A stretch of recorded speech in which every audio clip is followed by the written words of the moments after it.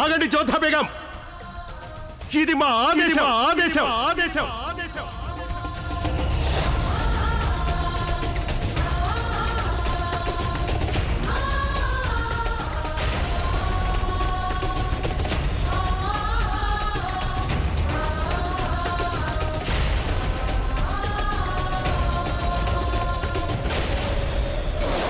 తన జాతి వాళ్లే తనని నిరాకరించి అవమానించినా భరించారు మీ నాన్నగారు.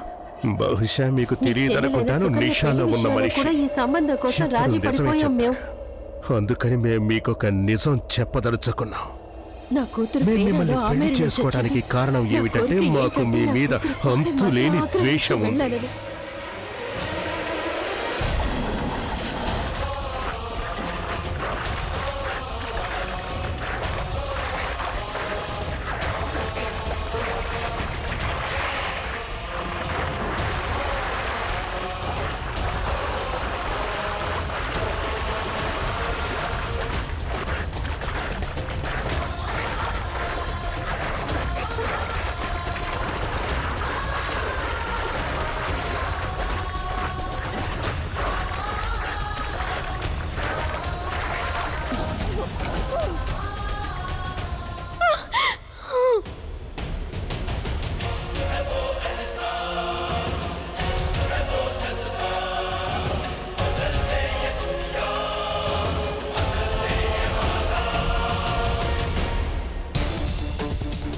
ఎందుకు కాపాడారు నన్ను?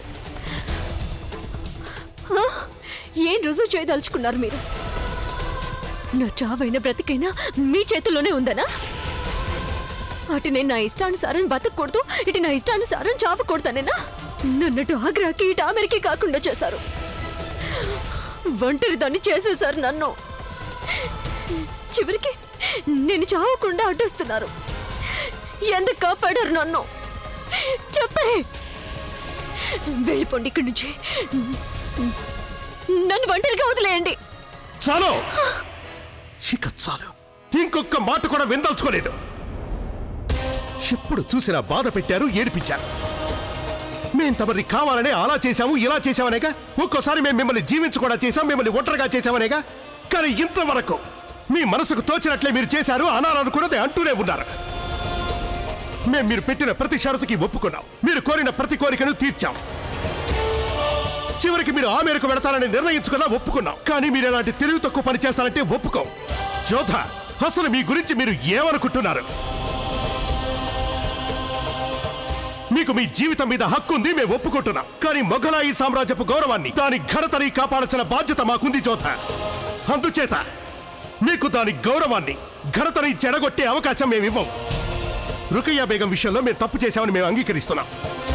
మేము మా తప్పుని తెలుసుకోవడమే కాకుండా అది దిద్దుకునే ప్రయత్నం కూడా చేశాం. అందుకే అందరి సమక్షంలో మిమ్మల్ని క్షమాపణ అడిగాం. కానీ ఎప్పుడైనా సరే మీరు కనీసం ఈ విషయాన్ని ఆలోచించారా? గౌరవం, అహంకారం అనేవి కేవలం మీకొక్కరికే కాదు, అందరికీ ఉంటాయని ఆలోచించారా? మేం మిమ్మల్ని ద్వేషించినందువల్లే వివాహం చేసుకున్నామని ఒప్పుకుంటున్నాం. కానీ ఆ పోరాటాన్ని ఆరంభించిన వారు తమరే జోధా బేగం. తమరు కావాలనే సింహం జూలులాగి దాన్ని కవ్వించారు. మేం కేవలం ఆ అవమానానికి ప్రతీకారం తీర్చుకుంటున్నాం, మీరు అందరి ముందు మమ్మల్ని చేసిన అవమానానికి. మేం మీ గుండెల్లో బాధ కలిగించాలనుకున్నాం, ఎందుకంటే మీరు మొఘలాయి సామ్రాజ్యపు బాద్షా గుండెల మీద కత్తి పెట్టారు గనక. మేం మిమ్మల్ని బాధ పెట్టాలనుకున్నాం, కానీ అలా బాధ పెట్టినందుకు మీరేం చేశారు? చివరికి మీ అమ్మగారు కూడా మిమ్మల్ని తీసుకెళ్ళడానికి నిరాకరిస్తే ఆ తప్పు మాది కాదు జోధా. చేయని తప్పుకి శిక్ష అనుభవించడానికి మేము సిద్ధంగా లేవు. అలాగే మొఘలాయి సామ్రాజ్యపు గౌరవం మట్టిలో కలిసిపోనివ్వం మేము. మాకు మీరంటే చిరాకు. తమరి ప్రవర్తనకి, తమరి కళ్ళలో వ్యక్తమయ్యే భావాలకి మిమ్మల్ని మేము ద్వేషిస్తూనే ఉంటాం. నా మీద అంత అసహ్యం, అంత ద్వేషం ఉన్నప్పుడు మరి నన్ను ఇంకా ఎందుకు చంపేయలేదు? ఎందుకంటే అలా చేస్తే ఈ విద్వేషాల ఆటలో గెలుపు మీదే అవుతుంది, అది మాకు ఇష్టం లేదు. పైగా ఈ విద్వేషాల పోరాటంలో మొఘలాయి సామ్రాజ్యపు గౌరవం దెబ్బతింట మాకు ఇష్టం లేదు. ఒకవేళ మీ పుట్టింట్లో మీకు స్థానం లేకపోతే ఈ మొఘలాయి సామ్రాజ్యపు భవనంలో ఒక బేగంగా మీకు స్థానం ఎప్పుడూ ఉంటుంది. మీకు మాకు మధ్య భార్యాభర్తల సంబంధం లేకపోయినా కానీ ఒక బేగంకిచ్చే సకల సౌకర్యాలు, గౌరవ మర్యాదలు అన్నీ మీకు ఇవ్వబడతాయి. ఇంకో మాట వినండి జోధా బేగం. ఇవాళ మీరు మొఘలాయి సామ్రాజ్యపు గౌరవాన్ని నీట ముంచడానికి ప్రయత్నించినట్టు భవనంలో ఎవరికైనా తెలిసిపోతే మాత్రం మేమేం చేస్తామో మాకే తెలీదు. అర్థమైందా మీకు?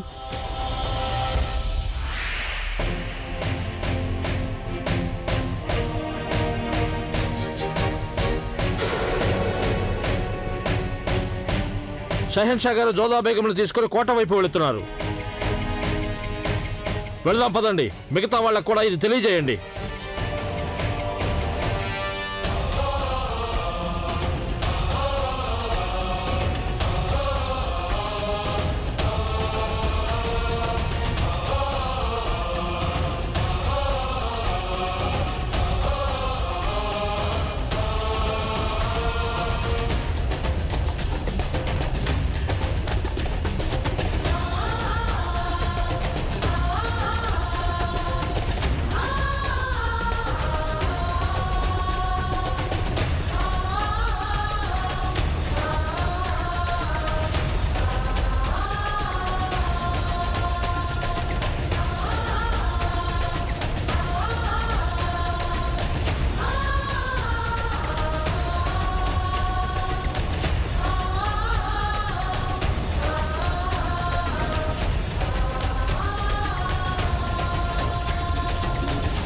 తమరిక కిందకి దిగండి.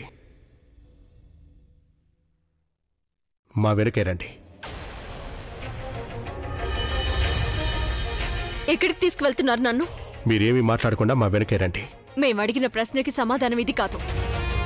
మొఘలాయి సామ్రాజ్యానికి కలంకం తెచ్చిన మీకు మేము జవాబు చెప్తామని మీరు ఇంకా ఆలోచిస్తున్నారా?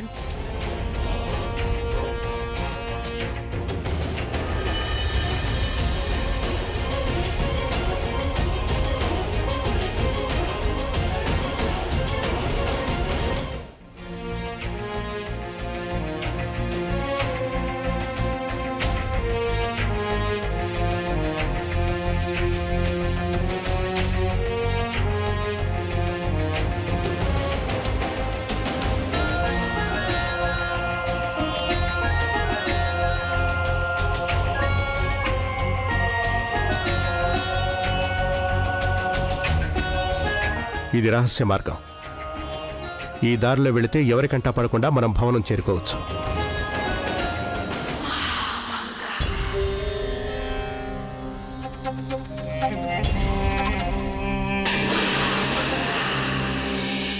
సేనాపతి గారు, జలాల్ రాలేదే?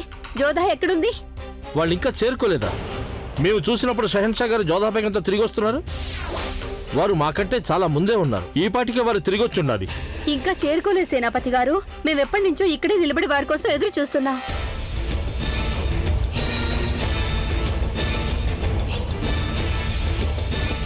జలాల్ వెంట జోదా లేదే?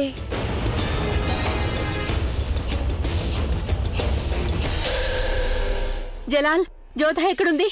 ఆవిడ వచ్చేసిందమ్మా, సురక్షితంగా వచ్చేసింది. ఇక ముందు అనుమతి లేకుండా భవనంలోంచి ఎవరూ బయటకు వెళ్లకూడదు అనే ఉద్దేశంతో మేము ఆవిడ్ని ఒంటరిగానే ఉండమని ఆదేశించాం. ఇక ముందు ఆవిడ్ని మా అనుమతి లేకుండా ఎవరూ కలవకూడదు. ఎవ్వరూ అంటే మీరు కూడా కలవకూడదు అమ్మిజాన్.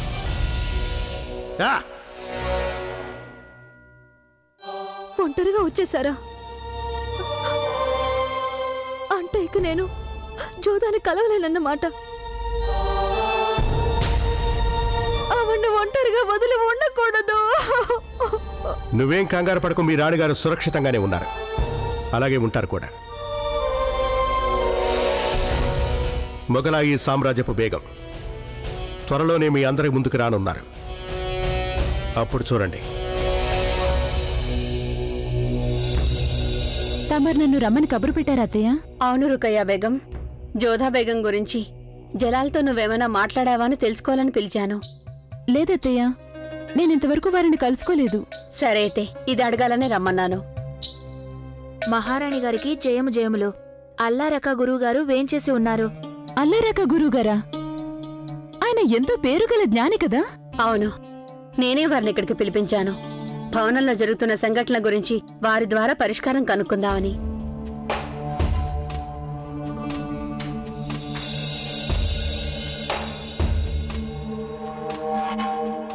గురువుగారు, ఆగ్రా నగరానికి తమరికిదే మా స్వాగతం. ఖుదా తమరి మనసులోని కోరిక నెరవేర్చుగాక.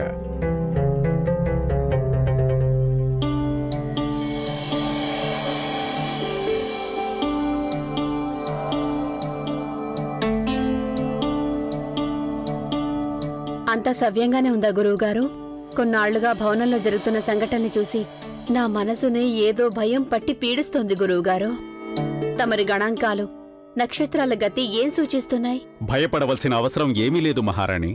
తమరు ఆందోళన చెందటంలో అర్థముంది.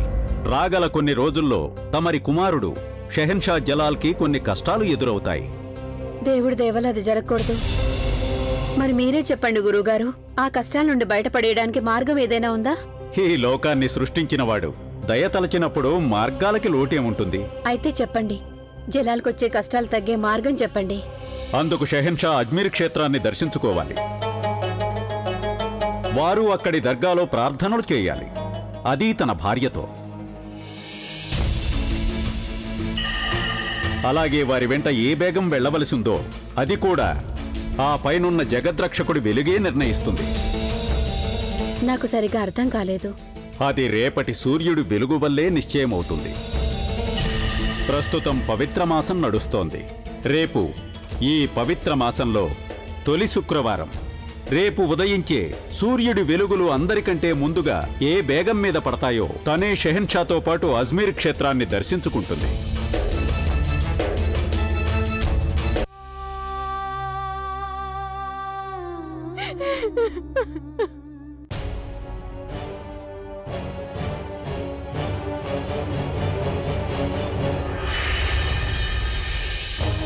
ఇవాళ మీరు ఈ గదిలోనే బందీగా ఉండాలి. ఎందుకంటే రోజంతా తలపెట్టిన అఘాయిత్యం గురించి ఆలోచించాలి మీరు. రేపు స్వయంగా మేమే మిమ్మల్ని మీ సైనాగారానికి తీసుకుపోతాం. అయినా మీరు మమ్మల్ని ఇలా ఎవరికి కనిపించకుండా ఎందుకు తీసుకొచ్చారు? ఎందుకంటే బయట ప్రజలకు మీ అఘాయిత్యం సంగతి తెలియకూడదు. ప్రజలు ఏ ఒక్కరూ మిమ్మల్ని ఈ విధంగా చూడటం మాకు ఇష్టం లేదు. ఇది ఒక బేగం ఉండవలసిన పద్ధతి కాదు.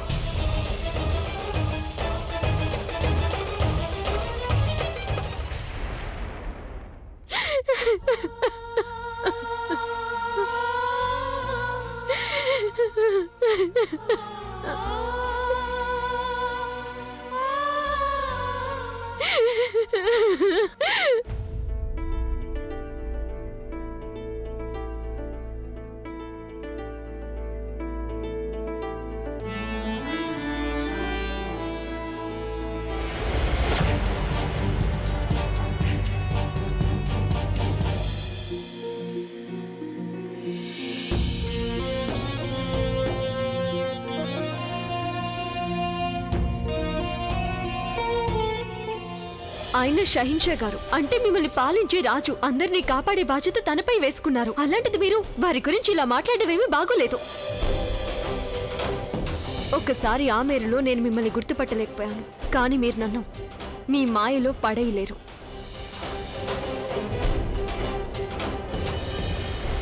ఎందుకు కాపాడారు నన్ను? ఏం రుజువు చేయదలుచుకున్నారు మీరు? నా చావైనా బ్రతికైనా మీ చేతుల్లోనే ఉందనా?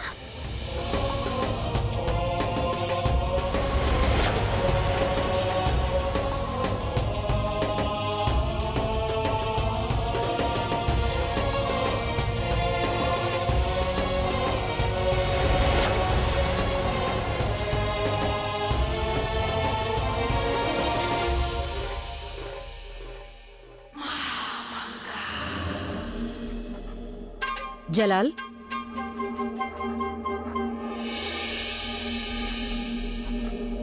జోదా బేగం ఎక్కడుంది? తను ఎక్కడుండాలో అక్కడే ఉంది పెద్దమ్మగారు. అంటే నాకు అర్థం కాలేదు. తను ఎక్కడుండాలని నువ్వు అనుకుంటున్నావు? తను ఉండవలసిన చోటని, ఈ భవనంలోని. మేమే స్వయంగా జోధా బేగంని తీసుకొచ్చాం. అందుకు కారణం నేను తెలుసుకోవచ్చా? పెద్దమ్మ, ఈ సంగతి ప్రజలందరికీ తెలియటం మాకిష్టం లేదు. భవనంలో ఉండవలసిన జోధా బేగం పారిపోయి ఆత్మహత్యాయత్నం చేసినట్టు తెలియకూడదు. మే గనక సమయానికి అక్కడికి చేరుకోకపోతే ఇప్పుడు పరిస్థితి వేరేలా ఉంటుంది. అంత తెలివి తక్కువ పనిచేసి జోధా బేగం చాలా పెద్ద నేరానికి పాల్పడింది. జోదా బేగంకి ఆగ్రాలో ఉండాలని లేదు. తను ఆమేరికి తిరిగి వెళ్లదలిచింది. కానీ తమరేమో జోదా బేగం చాలా పెద్ద నేరం చేసిందని, పొరపాటు చేసిందని అంటున్నారు. అయితే మళ్ళీ అదే ప్రశ్న తలెత్తుతోంది జలాల్. తమరు ఆవిడ్ని ఆగ్రాకి తిరిగి ఎందుకు తీసుకొచ్చారు? ఎందుకంటే మా ఉద్దేశం ప్రకారం తను పూర్తి స్పృహలో ఉండి ఆ పని చేసి ఉండదు పెద్దమ్మ. అంటే దానర్థం? అర్థమేమిటో చెప్పమంటారా? గత కొన్ని సంవత్సరాలుగా జరిగిన సంఘటనల వల్ల జోధా బేగం మనసుకి చాలా పెద్ద గాయం తగిలిందని మా ఉద్దేశం. ఆవిడ తల్లే ఆవిడ్ని ఆమీరు తీసుకెళ్లడానికి నిరాకరించడం జోధా బేగం మనసు గాయపరిచింది. అన్నీ ఉండి కూడా ఏమీ లేకపోవడం, బంధాలు నామమాత్రంగా ఉండిపోవటం, తానే సృష్టించుకున్న తన ఒంటరితనం. అలాంటి పరిస్థితుల్లో ఎవరి మనసు ఎంతగా గాయపడి ఉంటుందో మాకంటే వేరొకరికి తెలిసి ఉండదు. పెద్దమ్మ, ఇవాళ మాకు మొదటిసారిగా అనిపించింది మేము జోధా బేగం ఒకే నావలో ఉన్నామనిపించింది. అర్థం లేకుండా మాట్లాడుతున్నారు మీరు. తమరు ఈ మొఘలాయి సామ్రాజ్యానికి షెహన్షా గారు, హుమాయూన్ గారు, బాబర్ గారి వంశంలో జన్మించిన వారు మీరు. అలాంటిది మీరు మిమ్మల్ని పెద్దమ్మ, మన రాజవంశంలో ఎవ్వరికీ ఎన్నడూ బాధ కలగదా? మేము హుమయూన్ చక్రవర్తి గారి పుత్రులమని, మొఘలాయి సామ్రాజ్యానికి చక్రవర్తులమని మాకు తెలుసు. కానీ ఆలోచించి చూస్తే మా పరిస్థితికి, జోధా బేగం పరిస్థితికి తేడా లేదు. మాకు మా తల్లి ప్రేమ లభించలేదు. జోధా బేగంలాగే అన్ని బంధాలు, బంధుత్వాలున్నా మేమెప్పుడూ ఒంటరి వాళ్ళమే. అది జోధా బేగంలాగే. జోధా బేగంకి అటు ఆగ్రాతో ఇటు ఆమీరుతో బంధమైతే ఉంది, కానీ ఇవాళ ప్రస్తుతం ఆవిడది ఆగ్రా కాదు, ఇటు ఆమీరు కాదు. దాని గురించి వివరంగా చెప్పాలంటే ఒకప్పుడు మేము ఢిల్లీకి, ఆగ్రాకి, ఇటు కాబూలుకి చెందలేదు. జలాల్, మరీ అంత లోతుగా ఆలోచించకండి. ఆలోచించడం చాలా సహజం పెద్దమ్మ. మాకు జోధా బేగంకి మధ్య బంధం ఇప్పుడు ఏ దశలో ఉన్నా ఒక యథార్థం ఏమిటంటే, మేము ఆవిడ్ని, మా బేగంని చేసుకుని ఆగ్రాకు తీసుకురావటం వాస్తవం. ఇక తను యుద్ధంలో గెలిచిన ఆస్తి లాంటిదే కాదు, అలాగే బానిస లాంటిదే కాదు. తను మొఘలాయి సామ్రాజ్యపు బేగం కదా పెద్దమ్మగారు. అందుకని స్వయంగా మేమే తనని వెతకడానికి వెళ్లవలసి వచ్చింది. ఆవిడ ఈ జలాల్ షెహన్షాకి భార్య గనక సదా అలాగే ఉంటుంది. పెద్దమ్మగారు ఇంతవరకు ఏ స్త్రీ కూడా విసిగిపోయి, వేసారిపోయి రాజభవనాన్ని కాదని వెళ్ళిపోలేదు. అలాంటిది మళ్లీ జరగటం మాకిష్టం లేదు. పెద్దమ్మ, మేం కాసేపు ఒంటరిగా ఉండదలిచాం.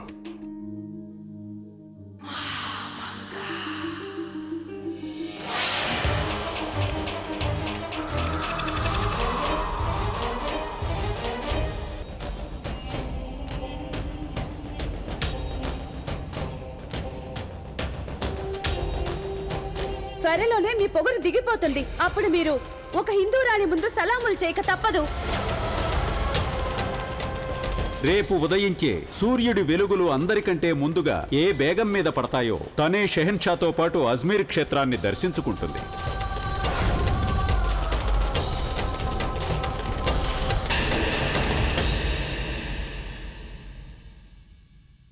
మహామంగ,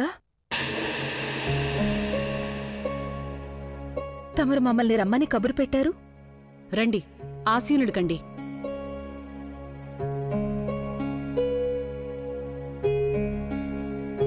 అల్లారాక గురుగారు వచ్చినప్పుడు తమరక్కడ లేరు. నేను మీతో ఒక ముఖ్యమైన సంగతి మాట్లాడాలి, అందుకే ఇలా పిలిపించాను. ఏమిటో చెప్పండి. గురువుగారు ఏం చెప్పారంటే వచ్చే కొద్ది రోజుల్లో జలాల్కి కష్టాలు కలగవచ్చన్నారు. కానీ దానికి వారు విరుగుడు కూడా చెప్పారు. అదేమిటంటే జలాల్ తన బేగంతో కలిసి అజ్మీర్ క్షేత్రాన్ని దర్శించుకోమన్నారు. కానీ గురువుగారు మరొక సంగతి కూడా చెప్పారు. రేపు ఉదయం సూర్యుడి తొలికిరణాలు ఎవరి మీద పడతాయో ఆ బేగమే జలాల్తో అజ్మీర్ వెళ్లగలుగుతుందన్నారు. అప్పుడు నాకేమనిపించిందంటే ఆ అవకాశం తమరికే దక్కాలనిపించింది. నాకు ఎలాంటి సందేహం లేదు. రేపటి సూర్యుడు వెలుతురు అందరికంటే ముందు నా మొహం మీదే పడుతుంది. ఆ నమ్మకం నాకుంది. ఇప్పుడు జోధా బేగం గారు ఈ పోటీలో లేరు కదా, ఉన్నదల్లా మీరు, ఆ సలీమా బేగం గారు.